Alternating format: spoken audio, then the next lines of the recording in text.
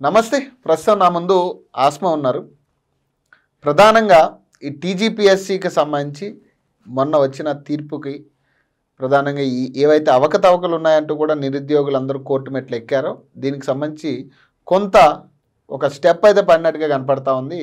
మరి నిరుద్యోగులు ఏమనుకుంటా ఉన్నారు, మళ్ళీ వీళ్ళు సింగిల్ బెంచ్కి వెళ్ళే పరిస్థితి కనపడతా ఉంది. సో దీని గురించి నిరుద్యోగులు ఏమనుకుంటా ఉన్నారు, మరి ఆల్రెడీ టీజీపీఎస్సీ హైకోర్టుకి వెళ్ళడం జరిగింది. దీనికి ఖచ్చితంగా ఈ జడ్జిమెంట్ మీద మేము యాక్సెప్ట్ చేయట్లేదు అన్నట్టుగానే టీజీపీఎస్సీ కనపడతా ఉంది. మరి ఏం జరగబోతుంది, ఎందుకంటే 8 నెలల్లో అయితే రీవెరిఫికేషన్ అయినా చేయాలి, లేదా రీమెయిన్స్ అయినా కండక్ట్ చేయాలి.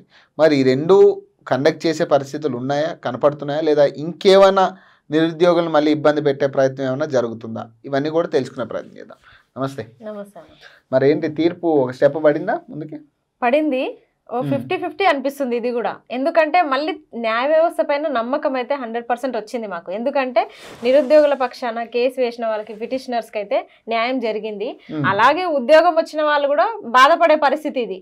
ఎందుకంటే ఓకే, దాంట్లో ఒక సగం మంది చూసి రాసిరా, ఎట్లా రాసిరా సంబంధం లేదు, కానీ కాకపోతే ఒక 50% అయినా వాళ్ళు కూడా కష్టపడి చదివిన వాళ్ళు ఉంటారు. వాళ్ళకైతే బాధాకరం ఈ విషయము. కానీ నిరుద్యోగుల లక్షల మంది గ్రూప్ 1 ఆస్పిరెంట్స్కి అయితే ఇది మాత్రం సంపూర్ణ విజయంగానే పరిగణలోకి తీసుకోవచ్చు.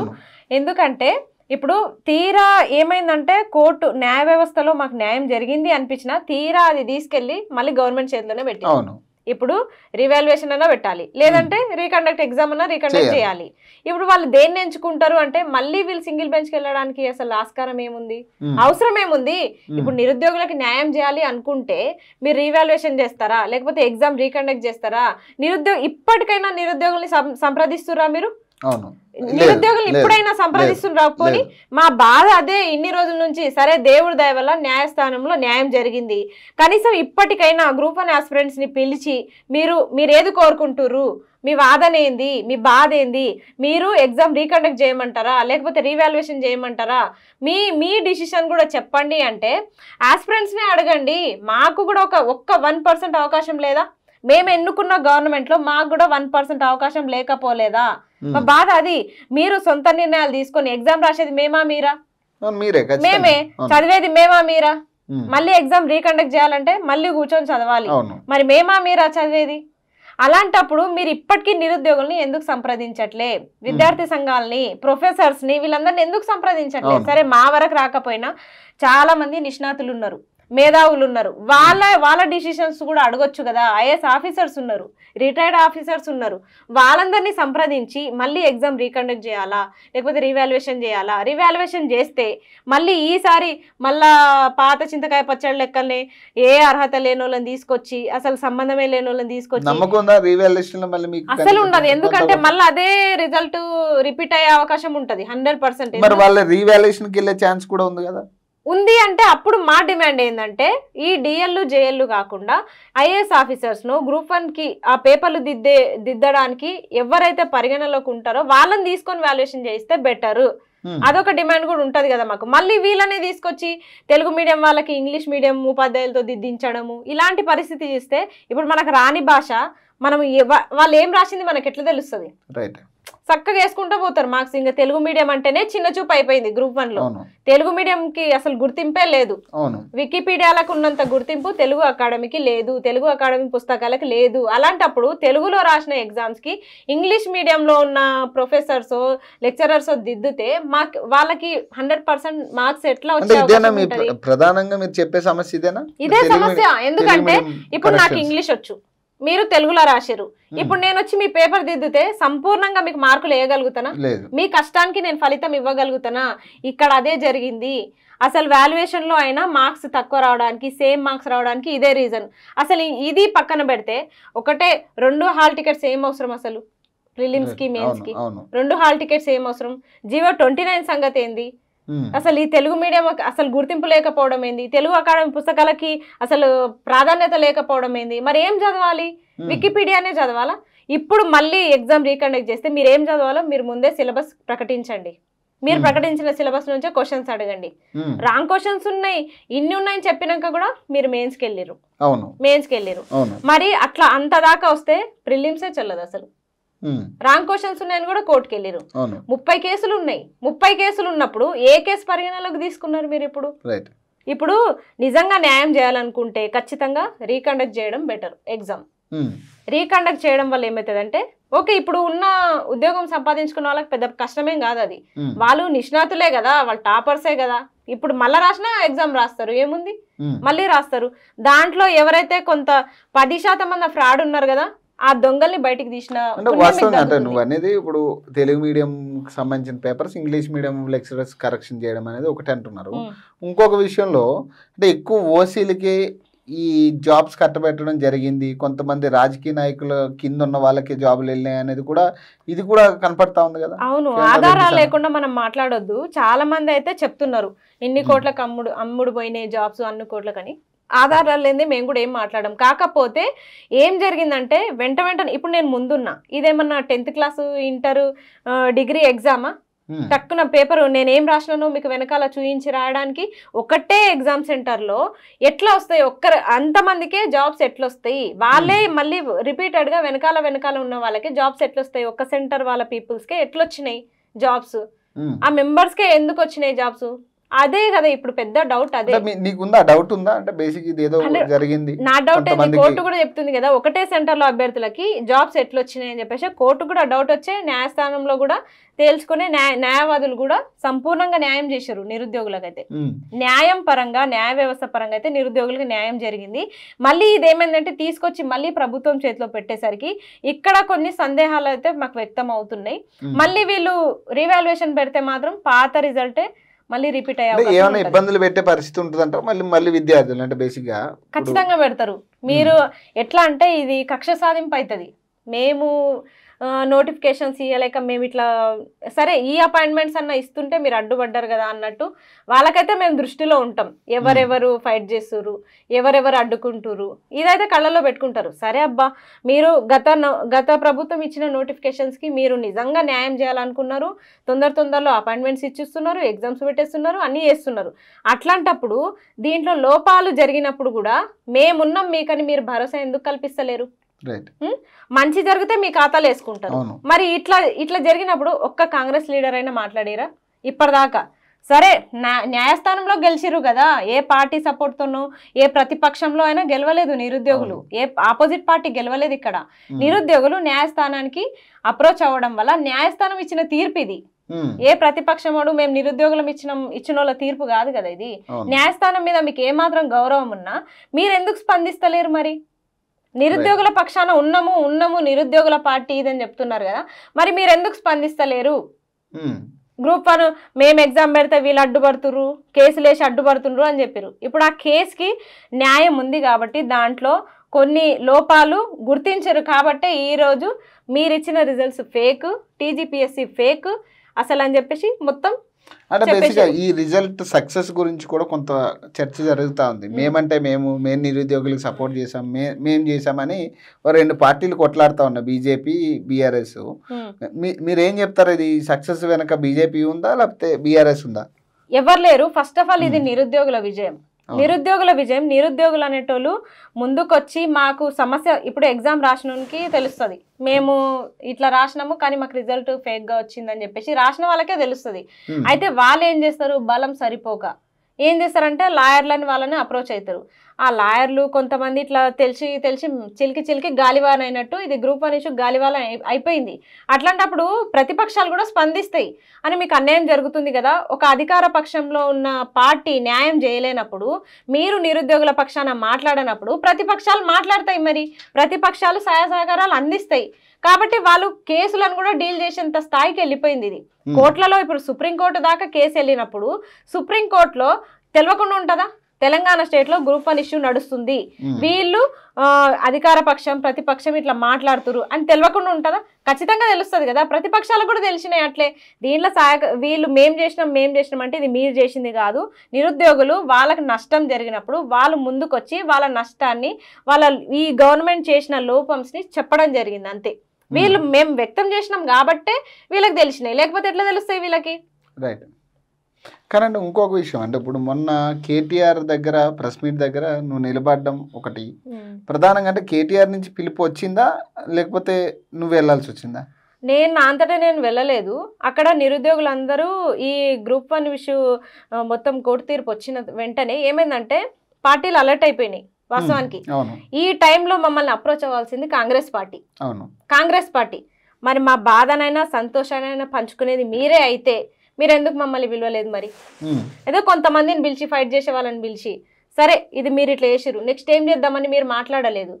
ఈ ప్రతిపక్షాలు అలర్ట్ అయినాయి, అందరికీ ఫోన్లు చేసి సరే ఇది మీరు సాధించిన విజయమే అని చెప్పేసి కేటీఆర్ గారు, బీజేపీ నుంచి అంజిరెడ్డి గారు వీళ్ళిద్దరు కూడా మీడియా ప్రెస్ మీట్ ఏర్పాటు చేసుకున్నారు.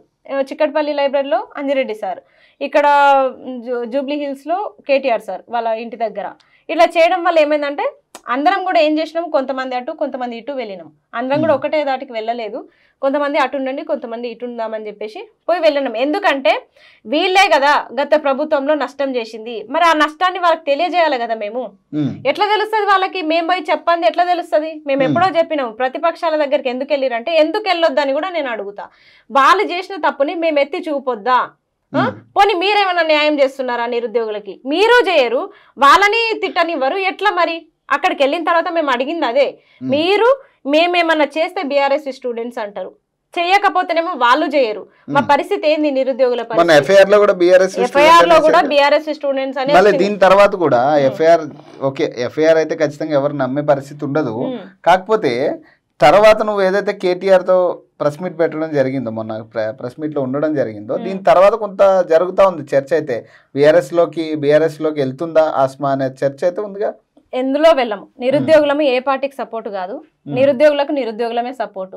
ఇప్పుడు కేటీఆర్ దగ్గరికి అస్మనే వెళ్ళిందా అంటే అస్మనే వెళ్ళలేదు, చాలా మంది నిరుద్యోగులం అక్కడికి వెళ్ళినాము. నేను ఒక్కదాన్ని వెళ్తే మీరు అనుకోవచ్చు, కానీ చాలా మంది నిరుద్యోగులం అక్కడికి వెళ్ళినాము. ప్రెస్ మీట్ లో కూడా చూడండి చాలా మంది ఉన్నాము. ఇంకొకటి నేను నిజం చెప్పాలంటే నేను వెనకాల ఉన్నా. సరే వీళ్ళందరూ క్వాలిఫై అయ్యారు కాబట్టి వీళ్ళు ముందు ఉండాలి, నా ఫ్రెండ్స్ కష్టపడ్డారు కాబట్టి వాళ్ళ కోసం నేను ఏ ప్రెస్ మీట్కైనా వెళ్తా, మీరు కూడా చూసిరు. అలాంటిది వీళ్ళందరూ ముందు ఉండాలన్న ఉద్దేశంతో నేను వెనకాలనే ఉన్నా. సడన్గా ఆయన వచ్చి గుర్తుపట్టేసరికి మళ్ళీ కథ వేరే అయిపోయింది. కానీ ఇక ఫైట్ చేస్తున్నాం కాబట్టి గుర్తించిండొచ్చు, దానికి తప్పేముంది? ఇప్పుడు ఆయన పలకరించినంత మాత్రాన నాకేదో పదవి ఇచ్చినట్టు, నేనేదో బీఆర్ఎస్ కండువా కప్పుకున్నట్టు తప్పు కదా. ఒక కేటీఆర్ దగ్గరికే కాదు, బీజేపీ దగ్గరికి వెళ్తాము, ప్రతిపక్షాల దగ్గరికి, అందరి దగ్గరికి వెళ్తాము, వాళ్ళు చేస్తున్న తప్పుని ఎత్తి చూపుతామని చెప్పేసి ఎప్పుడో ప్రకటించినాం మేము. ఇప్పుడు నెక్స్ట్ బీజేపీని కూడా అడుగుతాం, మీరు కూడా ఉద్యోగాలు ఇస్తామన్నారు, తెలంగాణ వాటా ఎక్కడుంది అని చెప్పేసి వాళ్ళని కూడా క్వశ్చన్ చేస్తాం మేము. ఇప్పుడు చిక్కడపల్లి లైబ్రరీలో వాళ్ళని కూడా క్వశ్చన్ చేసిరు, అంజిరెడ్డి సార్ని కూడా క్వశ్చన్ చేసిరు. తప్పేముంది? అక్కడ క్వశ్చన్ చేస్తేనే తరిమి కొట్టిరు అని చెప్పేసి తమ్నైల్స్ పెట్టేసిరు. ఇట్లా జరుగుతూ ఉంటాయి. ఈ పుకార్లు కామన్. మేమైతే కండువాలు కప్పుకొని ఏం అక్కడికి వెళ్ళలేదు, మేము నిరుద్యోగులుగానే వెళ్ళినాము. ప్రెస్ మీట్ పెట్టిరు అండ్ కేటీఆర్ అన్న కూడా ప్రకటించారు. ఏమన్నారంటే ఇది నిరుద్యోగుల విజయమే, స్టూడెంట్స్ సక్సెసే, మేమేం చేసింది కాదు, కాకపోతే నెక్స్ట్ స్టెప్ కూడా జాగ్రత్తగా తీసుకోండి, ఎగ్జామ్ రీకండక్ట్ చేయండి అని చెప్పారు. అంజిరెడ్డి సార్ అయినా అదే చెప్పారు. కాబట్టి ప్రతిపక్షాలు అందరు ముందుకొచ్చి వాళ్ళు చెప్తున్నట్టు మీరెందుకు మా నిరుద్యోగులకి రాజకీయాలు పూస్తున్నారు? ఖచ్చితంగా వెళ్తాం. ఇప్పుడు బీజేపీలు ఎవరు మమ్మల్ని పిలిచినా రండి మీ సమస్య ఏంది అని పిలిచినా మేము వెళ్తాం. ఎందుకంటే ఇటు మీరు మా సమస్యను తెలుసుకోవట్లే, మేము చెప్పే అవకాశం కూడా మీరు మాకు ఇవ్వట్లే. మరి అవతల తెలుసుకుంటా అన్నప్పుడు మేము మా సమస్యని ఎందుకు వెళ్ళి చెప్పొద్దు? మరి ఎఫ్ఐఆర్ లో బీఆర్ఎస్వి అనేది నువ్వే అన్నావు కదా నాతో మాట్లాడినప్పుడు కూడా, బీఆర్ఎస్వి అని రాసిరన్నా. మరి ఏంటి అంటే నువ్వు కూడా దానికి క్లారిఫికేషన్ ఇచ్చే ప్రయత్నం చేసావు. నిన్న ఏదైతే కేటీఆర్ దగ్గర ఉన్న దగ్గర నుంచి కూడా ఇది కొంచెం బలంగా వినపడతా ఉంది బీఆర్ఎస్. నేను అక్కడికి వెళ్ళి కేటీఆర్ సార్ని కూడా అదే అడిగిన, నన్ను బీఆర్ఎస్వి స్టూడెంట్స్ అని అంటున్నారు, కానీ అక్కడ మాకైనా పరిచయము మొదటిసారి అయినా పరిచయం లెక్క ఉందా? కావాలని నేను ఎన్నోసార్లు పోయి మాట్లాడినట్టుందా? ఒకసారి మీరు వీడియో కూడా చూడండి కావాలంటే. ఫస్ట్ టైం నేను అక్కడికి వెళ్ళడం అసలు అయిష్టంగానే, నేను వీలే కదా 10 సంవత్సరాలు ఇది చేసిరు మమ్మల్ని అని చెప్పేసి నేను బ్యాక్ సైడ్ నిలబడ్డా. సడన్గా ఎంట్రీ ఇచ్చి గుర్తుపట్టి మాట్లాడేసరికి అక్కడ వీళ్ళందరూ ఇట్లా అనుకున్నారు తప్ప పొరపాటున జరిగింది, అది కావాలని అయితే ఏం జరగలేదు. ఇంకొకటి ఏంటంటే నా చుట్టుముట్టు ఉండే వాళ్ళే కావాలని ఈమెను బీఆర్ఎస్విగా చిత్రిస్తే పని అయిపోతుంది, కావాలని బీఆర్ఎస్లో వేసేద్దాం, బీఆర్ఎస్లో వేసేస్తే బీఆర్ఎస్వి అని ఉంటుంది, ఇంకా ఆ తర్వాత మనం చేసేది మనం చేసుకోవచ్చు. కొంతమంది అందరు కూడా స్వచ్ఛందంగా ఉన్నారని చెప్పలేము. ఆ ముసుగులో, నిరుద్యోగుల ముసుగులో కూడా చాలా మంది ఉన్నారు. అలాంటి వాళ్ళు చేసిన కుట్ర వల్లనే నా ఎఫ్ఐఆర్లో బీఆర్ఎస్వి స్టూడెంట్ అని ఉంది. నేను అక్కడ క్వశ్చన్ చేసిన, నన్ను బీఆర్ఎస్వి స్టూడెంట్లు అని చెప్పేసి ఎట్లా కేసు పెట్టిరు అని చెప్పేసి. దానికి ఇప్పటిదాకా ఆన్సర్ లేదు ఎవరిది. కానీ నాకు అర్థమైపోయింది, నా చుట్టుముట్టు ఉండే వాళ్ళే ఎవరో ముసుగు దొంగలే నన్ను బీఆర్ఎస్వి స్టూడెంట్స్గా చిత్రీకరిస్తే నన్ను ఇంకా ఇష్టం ఉన్నా లేకపోయినా సచ్చినట్టు ఆ పార్టీలోకి వెళ్తుంది. ఆ తర్వాత మనం రాజకీయాలు చేసుకోవచ్చు. ఈమెకు స్టూడెంట్ పవర్ ఉంటుంది. ఎందుకంటే నిరుద్యోగుల పక్షాన కొట్లాడేటోళ్ళని బీఆర్ఎస్లోకి లాగేస్తే ఇంకా ఖచ్చితంగా ఈమె వెనకాల నిరుద్యోగులు కూడా వస్తారు అన్న కొంతమంది బంపర్ ఆఫర్ అని ఒక ఇది కూడా నడుస్తుంది. అట్లేం లేదు, బంపర్ ఆఫర్ ఏం లేదు. నాకైతే ఏం ఆఫర్ లేదు. అది అవాస్తవము. అసలు అక్కడ మాట్లాడింది కూడా నాకు సపరేట్గా ఆఫర్లు గీఫర్లు ఏం మాట్లాడింది లేదు. 50 మంది ముందు మాట్లాడిన మాటలే, ప్రెస్ మీట్ ముందు మాట్లాడిన మాటలే, సపరేట్గా నాతో కూర్చొని మాట్లాడిన మాటలు ఏం లేవు. ప్రతిపక్షంలో ఒక అధికారి కాబట్టి ఖచ్చితంగా మాట్లాడే ప్రయత్నం చేసినాం, మాట్లాడినాం, వచ్చేసినాము. నెక్స్ట్ బీజేపీ వాళ్ళ దగ్గర కూడా వెళ్తాము. అంతే, ప్రతిపక్షాల దగ్గరికి వెళ్ళి మాట్లాడతాము, మా సమస్యలు చెప్తామని చెప్పినాము, చెప్తున్నాం కూడా. దయచేసి మాకు పార్టీల రంగు పులమకండి. అంటే ఇప్పుడు 8 నెలలు ఏదైతే ఛాన్స్ ఇచ్చిందో టీజీపీఎస్సీ, ఒకవేళ 8 నెలల్లో ఒకవేళ వీళ్ళు సింగిల్ బెంచ్కి వెళ్ళిర్రు, ఒకవేళ అది కూడా ఏమైనా హోల్డ్ అయ్యే ఛాన్స్ ఉంటే మరి ఏంటి, ఒకవేళ నిరుద్యోగుల స్టాండ్ ఎలా ఉండదు? అసలు వీళ్ళు సింగిల్ బెంచ్కి వెళ్ళాల్సిన అవసరం ఏముంది? ఈ వెళ్ళేది ఉంటే ముందే వెళ్ళొచ్చు కదా. 1 సంవత్సరం నుంచి గ్రూప్ 1 కేసులు నడుస్తూనే ఉన్నాయి. వీళ్ళు అప్పుడే వెళ్ళొచ్చు కదా. ఇప్పుడు తీర్పు వచ్చిన తర్వాత మళ్ళీ వెళ్ళే ఉద్దేశం ఏంది వీళ్ళది?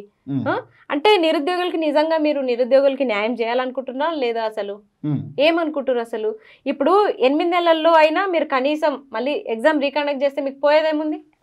రీవాల్యుయేషన్ చేసినా మళ్ళీ దిద్దడానికి అంతా ఒకటే తతంగం అవుతుంది.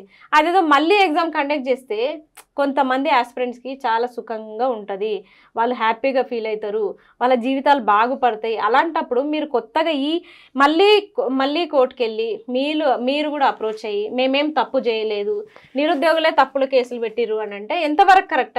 ఎంతవరకు సాధ్యమవుతుంది? ఎంతవరకు కరెక్ట్? అది తప్పు కదా. ఇన్ని తప్పులు ఉన్నాయని చెప్పిన తర్వాతనే న్యాయస్థానం నిరుద్యోగులకు అండగా నిలబడి న్యాయ వ్యవస్థ మీద సంపూర్ణ నమ్మకం కలిగేటట్టు చేశారు. అట్లాంటప్పుడు మీరు నిరుద్యోగులే తప్పు అంటే న్యాయ వ్యవస్థను కూడా తప్పన్నట్టే కదా. ఇప్పుడు కోర్టు తీర్పు కూడా తప్పన్నట్టే కదా. మీరు మళ్ళీ కోర్టును ఆశ్రయించడానికి రీజన్ ఏంది? తీర్పు వచ్చింది, దానికి లోబడి మీరు రీవాల్యుయేషన్ పెడతారా, లేకపోతే ఎగ్జామ్ రీకండక్ట్ చేస్తారా? ఇది మీరు చెప్పాల్సింది.